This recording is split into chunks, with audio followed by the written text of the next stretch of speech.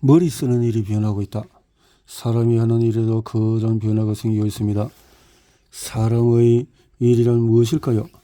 사람은 아래처럼 크게 세 가지 일을 합니다. 머리 쓰는 일, 몸 쓰는 일, 마음을 쓰는 일. 지금 이 세 분야가 변하고 있습니다. 인공지능과 자율로봇의 등장 때문입니다.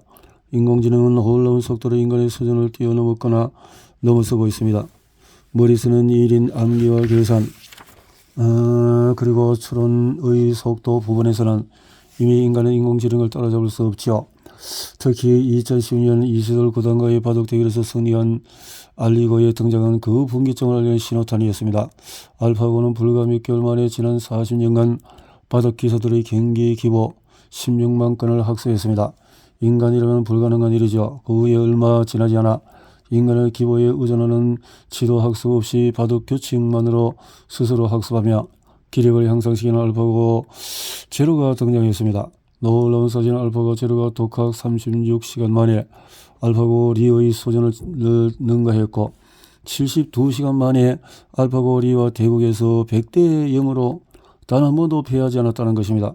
앞으로 기존의 데이터를 바탕으로 의사결정을 내리는 직업은 인공지능의 위협을 크게 받게 될 것입니다. 대표적인 직업으로 판사, 검사, 변호사, 의사 등을 꼽을 수 있습니다. 이미 미국 클리브랜드, 애리조나, 켄터키, 알래스카 주에서는 AI 보조 판사가 인간 판사에게 처벌 판결을 제안하고 있습니다. 심지어 에스토니아에서는 2016-19년부터 소송가액의 7천 유로 이하인 소액 사건의 경우 AI 판사가 판결을 내릴 수 있도록 했습니다. 인공지능의 습격은 단지 해외에서만 발생하는 일이 아닙니다. 2020년 말 한국 대법원은 민사소송 배상 사건에 한해 AI를 도입하는 방안을 검토하기로 했습니다.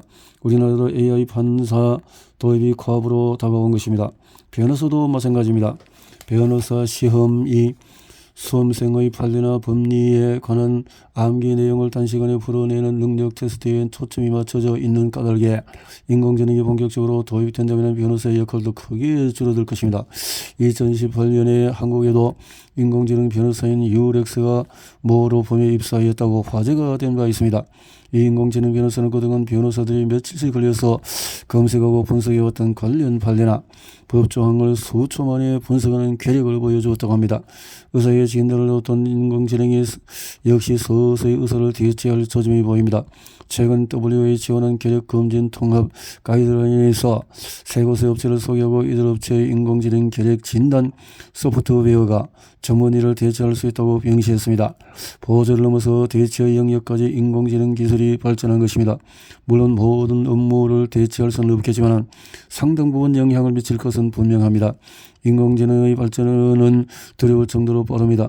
최근에 인공지능은 뉴런의 진화 방식을 모방하여 인간의 뇌에 점점 가까워지고 있습니다. 2020년 말 이성환 고려대 교수팀은 실제 인간 뇌의 뉴런이 연결할 수 있는 방식대로 학습하는 인공지능을 개발했다고 발표했습니다. 아직 기초과학 분야의 초기 성과입니다만 단순히 인간이 입력한 데이터에 학습하는 것이 아니라 인공지능 스스로 알고리즘을 짜는 시대가 도래하고 있음을 나타내는 징후입니다.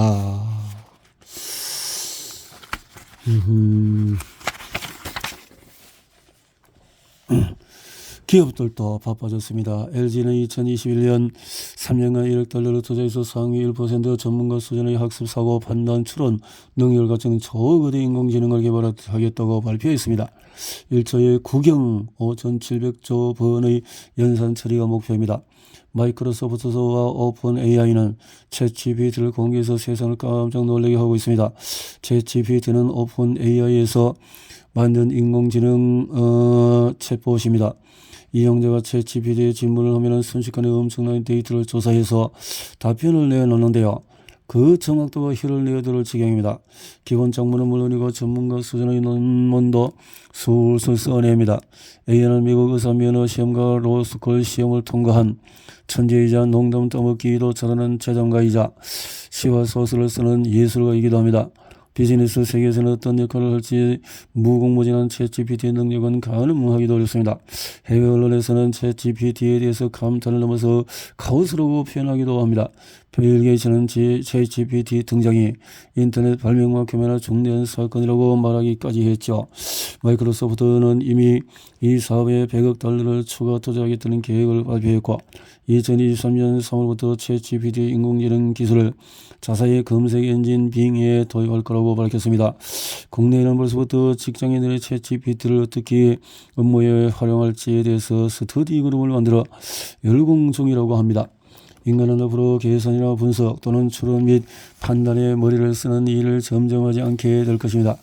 대신에 새로운 기술을 어떻게 사회 문제 해결에 였고 충직히 사용할 것인가 하는 적용과 응용 부분에 머리를 쓰는 일이 많아질 것입니다.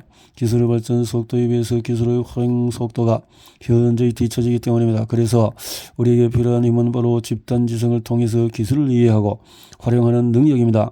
소위 기술 지능이죠. 변하는 세상에 효율적으로 적응하도록 계획을 세우고 규칙이나 모델을 만드는 기획력 역시 점점 중요한 역량이 됩니다. 복잡하고 유기적인 변화로 하는 인간 세상에는 빠르고 정확하게 머리를 쓰는 인공지능보다도 느리더라도 유연하게 머리를 쓰는 인간이 더 적합하기 때문입니다. 규칙을 따르는 일은 인공지능이 규칙을 만드는 일은 인간이 해야 합니다. 우리가 규칙을 따르는 일을 하다가는 언제 자신의 일자를 잃어버릴지도 모릅니다. 몸을 쓰는 일도 달라집니다. 몸을 쓰는 일에도 인공지능 로봇이 빠르게 침투하고 있습니다. 제조공장 건설 현장은 물론 음식 배달까지도 단순 업무에서부터 로봇이 인간의 몸을 대체하기 시작했습니다. 이런 흐름은 단순 업무에만 국한되지 않습니다. 소셜 네트워크에서 영향력을 형성하는 인플루언서 영역에도 인공지능이 진입했습니다. 가상 인플루언서는 가상의 디지털 인물이지만 마치 실존하는 것처럼 행동합니다. 가상의 인물임을 뻔히 아는 팔로워들 역시 인플루언서 행동이 마치 진짜인 것처럼 반응을 합니다. 세계에서 가장 유명한 가상 인플루언서는 릴 미켈라의 2022년 인스타그램 팔로워 수는 무려 300만 명을 넘었습니다. 미국 LA에 거주하고 있고 향갈래 올린 머리와 죽은 깨가 트레이드 마크입니다. 정치적인 성향도 있어서 지지하는 정당이 있고 인권 문제에도 관심이 많습니다. 실제 인플루언서들처럼 프라다, 샤넬, 베트남, 발렌시아가 등의 브랜드 광고 캠페인에 참여하기도 했습니다. 인공지능은 심지어 죽은 가족의 몸까지도 살려냅니다. MBC의 다큐 프로그램에서는 세상을 떠난 아내를 그리워하는 남편에게 큰 선물을 줬습니다. 5 아이들과 남겨진 그가 VR로 재현된 아내를 만나게 된 것입니다. 눈물을 흘리며 재현된 아내와 이야기하던 그의 모습은 많은 시청자에게 감동을 줬습니다. 인공지능과 가상현실 기술이 인간에게 죽은 이들과 조우할 수 있는 시대를 열어준 것입니다. 바이오로 디지털 휴먼 시대가 우리 앞에 성큼 다가왔습니다. 앞으로도 우리는 계속해서 몸을 쓸 것입니다. 하지만 경제적인 활동을 위해서 몸을 쓰는 일은 줄어들 겁니다. 대신에 인공지능을 이용해서 자신의 몸을 가꾸거나 꿈을 실현하기 위한 활동 또는 사회적 가치를 드높이는 활동에 몸을 쓰는 일이 많아질 것입니다. 마음을 쓰는 일도 달라집니다. 마음을 쓰는 일은 인공지능이 쉽게 잘 내어주지 않을 것 같다는 생각이 들기도 합니다. 실제로 창작, 공감, 위로 등 마음 쓰는 일은 인공지능이 대체하지 못할 인간의 고유 영역이라는 의견이 많습니다. 하지만 이마저도 의심받는 일들이 점점 많이 생겨나고 있습니다. 2018년 이미 피카소 같은 유명 화가의 화풍을 학습해서 그려내는 인공지능 화가 오비어스가 등장했습니다. 이 인공지능이 그린 초상화는 크리스티 뉴욕 경매에서 무려 5억 원이 넘는 금액으로 낙찰되었습니다. 이날 경매에 함께 출품된 미국 팝 아트의 거장 앤디 워홀의 작품 낙찰가보다도 6배나 비싸게 팔렸다고 합니다. 인간의 작품보다도 로봇이 그린 작품의 값어치가 더 높게 매겨진 것입니다. 우리는 우리가 옳다는 것을 결코 확신할 수 없으며 오직 우리가 틀렸다는 것만 확신할 수 있다. 참 멋진 말이지요. 누가 이 문장을 만들었을까요? 놀랍게도 이 문장은 챗GPT가 개발한 오픈 AI의 GPT-3라는 초거대 인공지능의 트위터에 올린 글입니다. GPT-3는 기존에 없던 격언들을 만들어 트위터에 주기적으로 올린다고 합니다. 이 인공지능은 기존 딥러닝 AI보다 적은 양의 단어만 학습하고도 사람과 자연스럽게 대화하고 문장과 소설을 창작합니다. 그의 작품을 감상하려면 트위터 계정 위즈덤 바이 GPT-3를 팔로우하면 됩니다. 건강을 나누며 인간을 치료하는 인공지능 로봇도 있습니다. 2018년 미국 예일대 연구진은 인간의 표정을 읽고 공감하는 말을 건네는 자폐 치료용 소셜 로봇을 개발했습니다. 매일 30분씩 한 달 동안에 12명의 자폐 아동을 대상으로 소셜 로봇을 이용해 사회성 훈련을 시킨 결과 아이들이 전반적으로 사회성 측면에서 성장한 모습을 보였다고 합니다. 한 달이 지난 후에도 자폐 아동과 부모들이 로봇과 함께 하는 것을 즐겼고 로봇이 주변에 없더라도 좋아진 모습을 유지하고 있었다고 하니 심리치료에도 인공지능이 활약할 날이 멀지 않은 듯합니다. 최근에는 인공지능이 자신이 아는 다른 입장에서 주변 환경을 인지하는 기초적인 공감 능력을 보일 수 있다는 연구까지 발표된 바 있습니다. 호드리원 미국 콜롬비아대 기계공학과 교수 연구팀은 로봇이 시각적인 관찰만으로 학습해 다른 로봇의 시야를 예상하고 향후 이뤄질 행동을 예측할 수 있다는 연구 결과를 2021년 발표했습니다.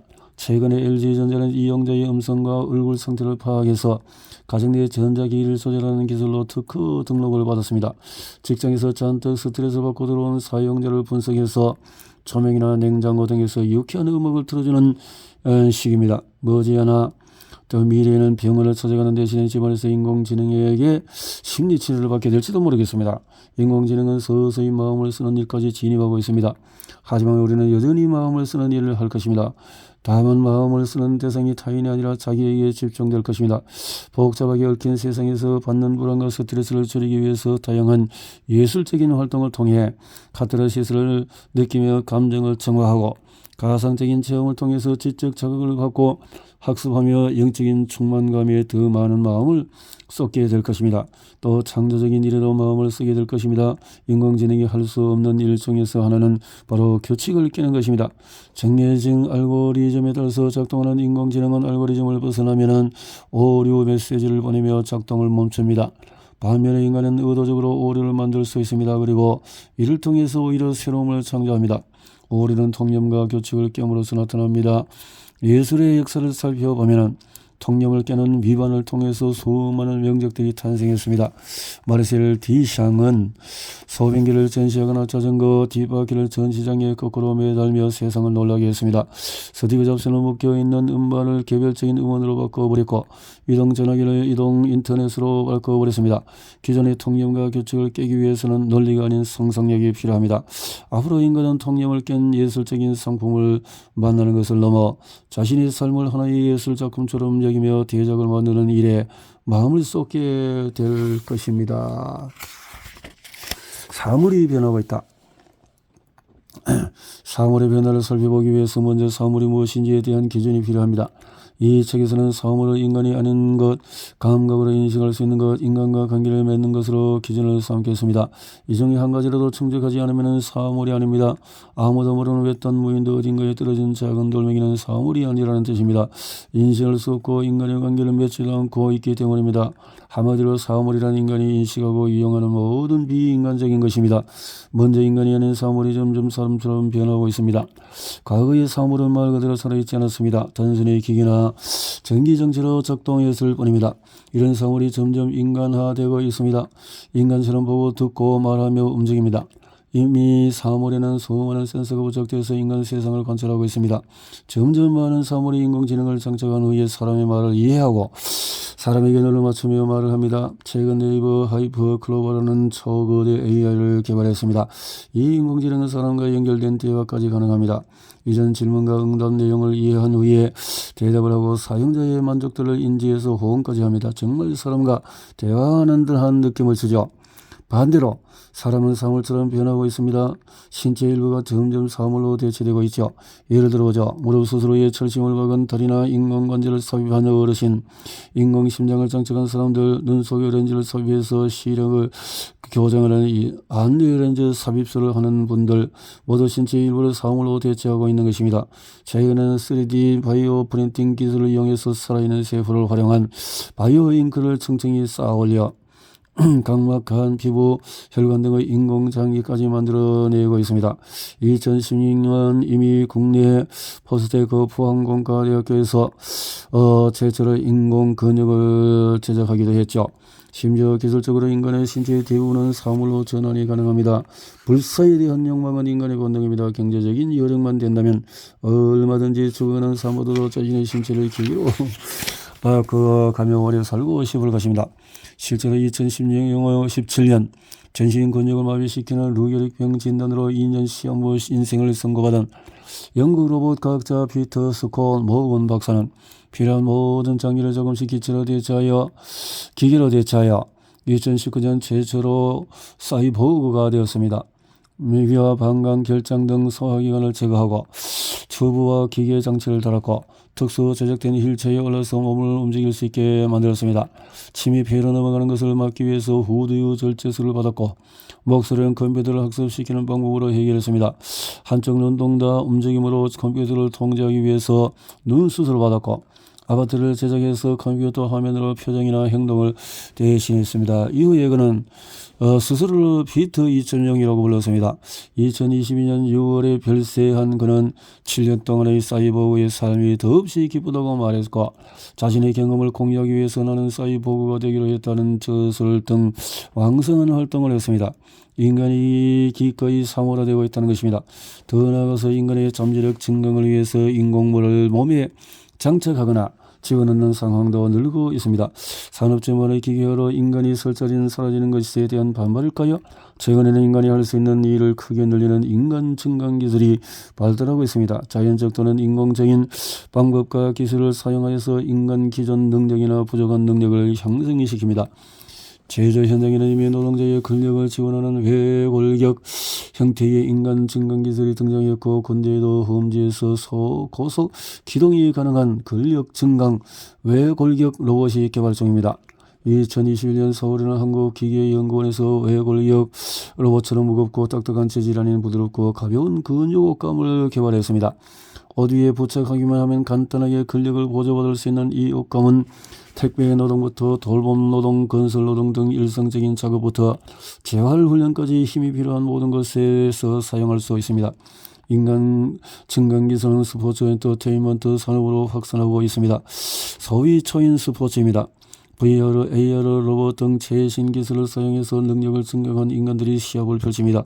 테크노스 스포츠로 스포츠의 역사를 새로 쓴다는 미션을 내건 게임업체 밀리프는 AR 스포츠 사업을 하고 있습니다. 그 중에 하도는 머리에 헤드 마운트 디스플레이, 팔에는 암 센서를 장착하고 양손으로 파동을 내보내는 눈앞에 있는 물질을 파괴하거나 상대를 쓰러뜨리는 스포츠입니다. 등등.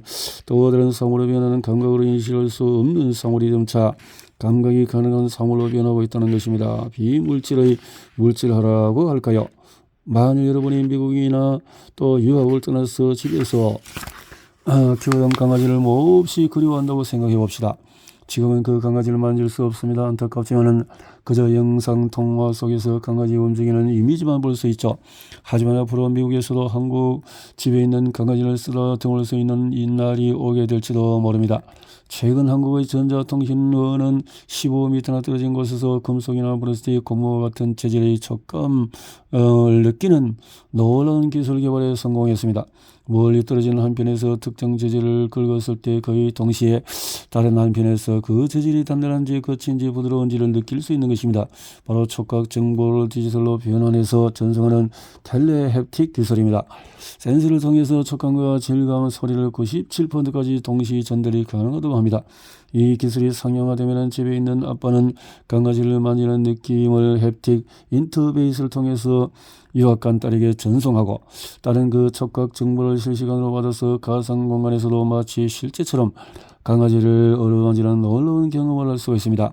강아지가 위치한 장소도 다르고 직접 감각이 작용할 수도 없지만 이 기술은 딸에게 강아지가 마치 같은 장소에 있는 것처럼 느끼게 합니다. 등등.